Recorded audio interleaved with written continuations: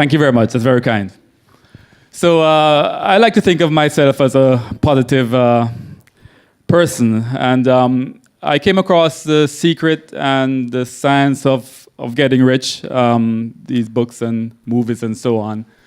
And I was enthralled with the message that it was portraying. And but being brought up a realist, I really wanted to understand what was going on. I mean, I had noticed that there was a pattern between my thoughts and the results that I was getting.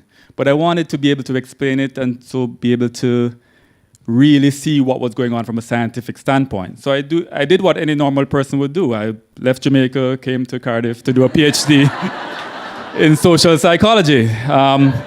So what were my findings? Apart from the weather is a little different from... Firstly, you experience a subset of the world. Your five senses, what they allow to come into your consciousness, is really a subset of what's really out there. And I'm not sure how many of you have seen the YouTube video with the invisible gorilla. That explains it clearly. You're focusing on one thing, even though there are other things happening in your world. And what the other point I want to bring out is you are really not you. Well, there are two of you. One is a conscious you that's aware of what you're doing, what you're thinking, and so on.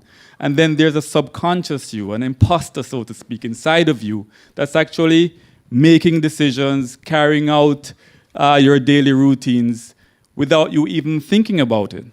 In fact, it's 70% of what you do on a daily basis is carried out by your subconscious mind. I mean, one of the examples I use is to think about when you were learning to drive. Your conscious mind had to be on everything. You had to know where your hands were, your feet was on the pedals. You had to be focusing on what you were doing.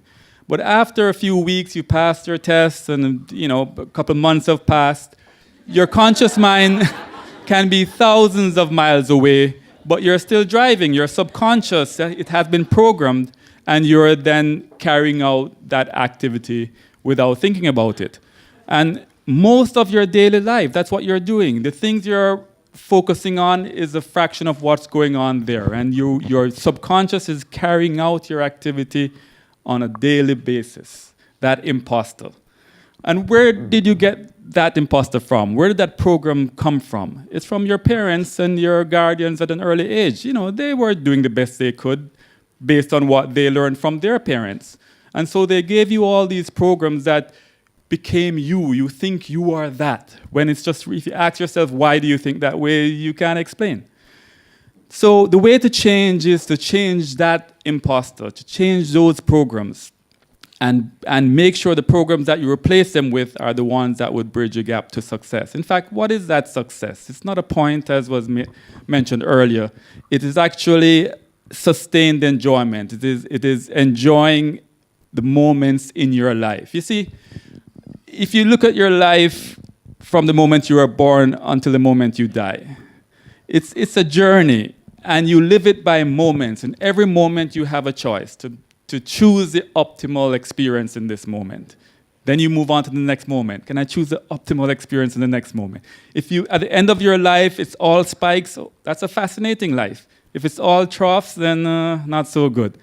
So the idea, if 70% of your choices in every moment is carried out by your subconscious mind, then we have to reprogram that subconscious mind. How do we do that? What we do is we repeat the habits that we have to use our conscious mind, choose the better options, and then repeat it, just like that 17 multiplication thing. Keep it repetitive until it sinks into your subconscious, just as you are learning to drive. And get support, get for your friends to help you, and practice until it goes without thinking about it. So let me give you an example. If you can just clasp your hands like this, everyone, right now. Right? You consciously thought about it, you consciously clasped your hands. Now look down for me and tell me, is it your right thumb on top of your left or your left on top of your right? Either way, pull it apart and do it the other way around now. Ah, a little harder, right? So your conscious mind clasped your hands, but your subconscious chose which side was more comfortable, which side is the habit. In order to change that habit, you can't just do it once and then it's changed. You have to practice, practice, practice until it's changed. And that's how you change your subconscious program for optimal success. Thank you very much.